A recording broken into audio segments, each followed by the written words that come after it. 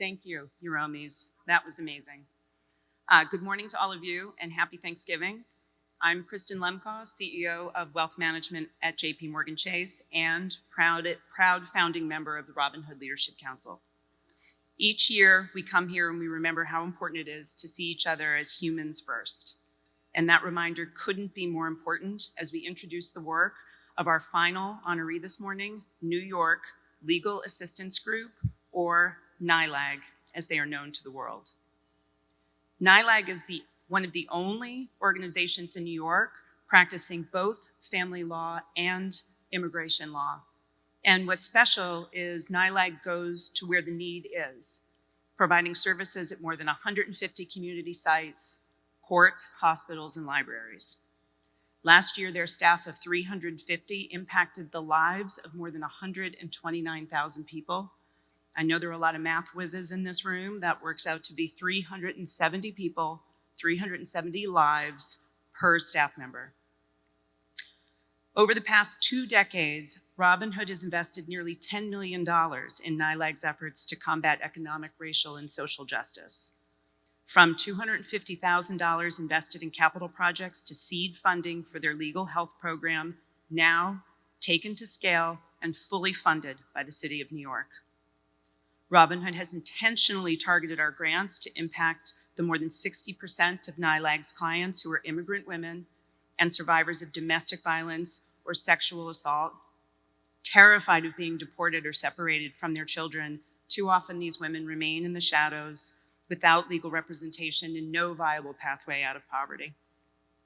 In 2022, Robin Hood stepped up again and assisted in the creation of the Pro Se Plus project, a coalition of 7 legal services and providers and community-based organizations such as NYLAG and Venezuelan and Immigration Aid, who educate and equip immigrants with the tools to represent themselves with assistance and oversight from lawyers. And at a time when lawyers can't possibly meet the growing demand, the Pro Se project has vastly increased the reach of legal services and replaced fear with self-advocacy for so many immigrants across New York City. And so it is for those reasons and so many more, I'm honored to present our final Hero Award of the morning to NYLAG, and here to share her extraordinary story with you is Yarys Lopez.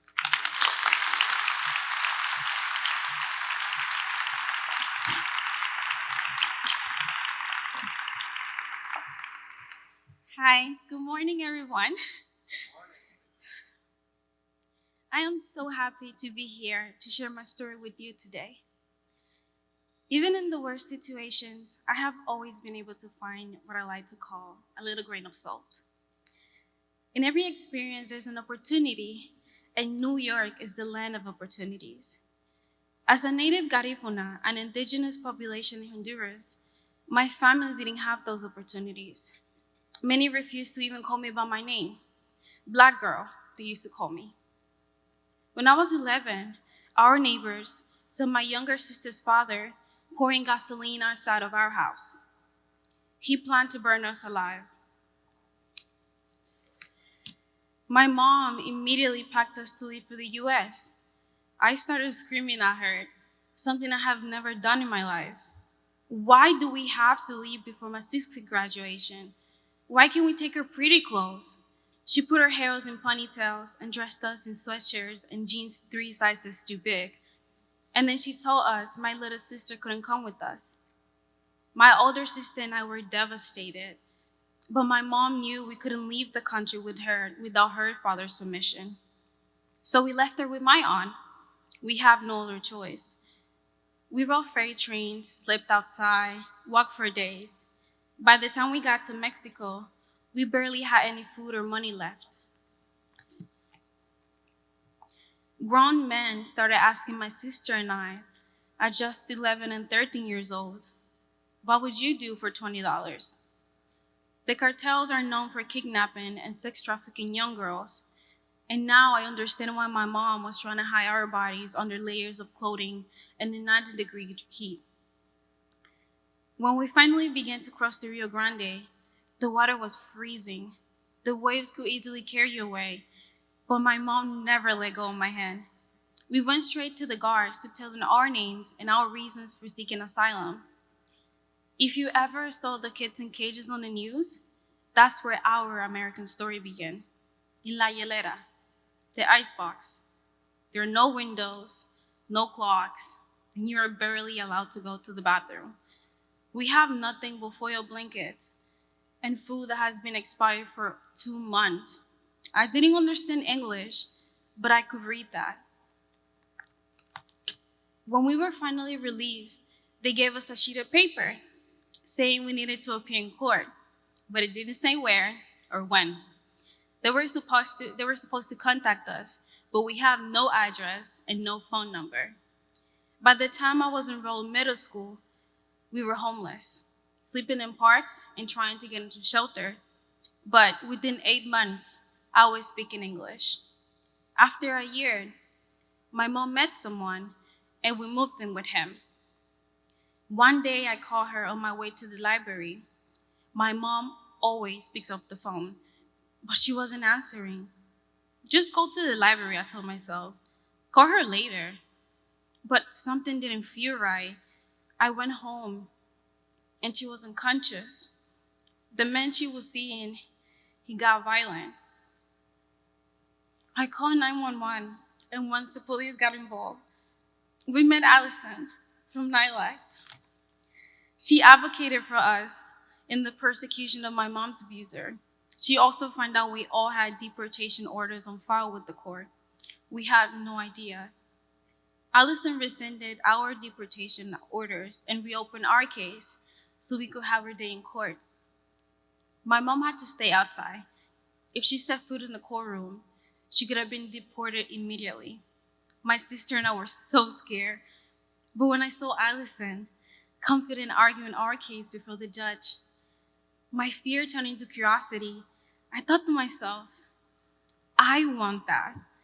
That's when I decided I wanted to be an immigration lawyer. I did a search, found the Bronx High School of Law and Community Service. It meant switching schools and leaving the shelter every day at 5 in the morning. But it was worth it.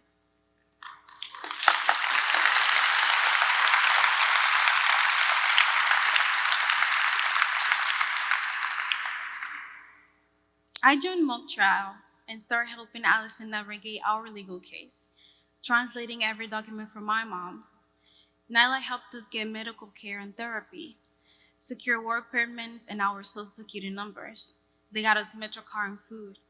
My mom started working as a home health aide, and I started working at a summer camp for kids who had witnessed domestic violence.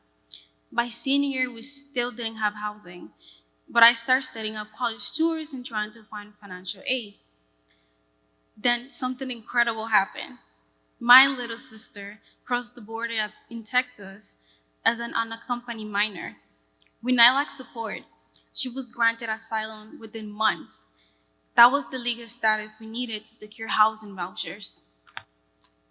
And then, in the spring of 2020, when the world shut down, our family finally completely moved into a 3-bedroom and 2-bathroom apartment in the Bronx, just in time for me to graduate as a valedictorian of my class.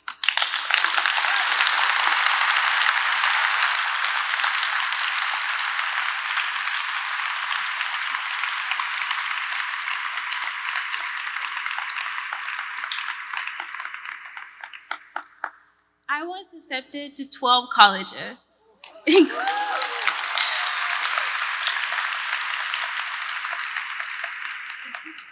including Syracuse, but it only took me about 2 hours of being upstate to realize that New York City is where I belong.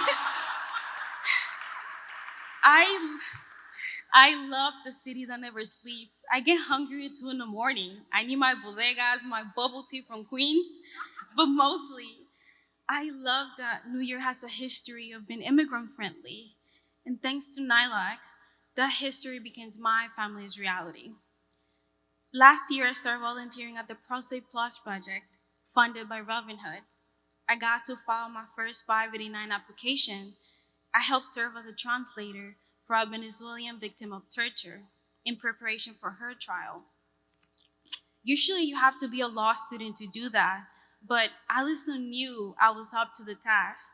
A week later, We found out our client was granted asylum. We won.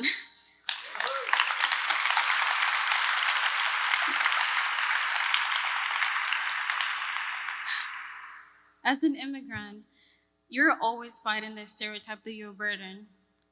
But that day, I feel like a good luck charm.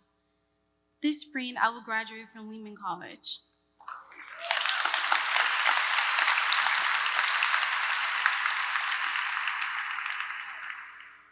I want to continue working at the domestic violence shelter and volunteer a little longer before I apply for law school. But make no mistake, I will become an immigration lawyer. I will buy my mom a house someday.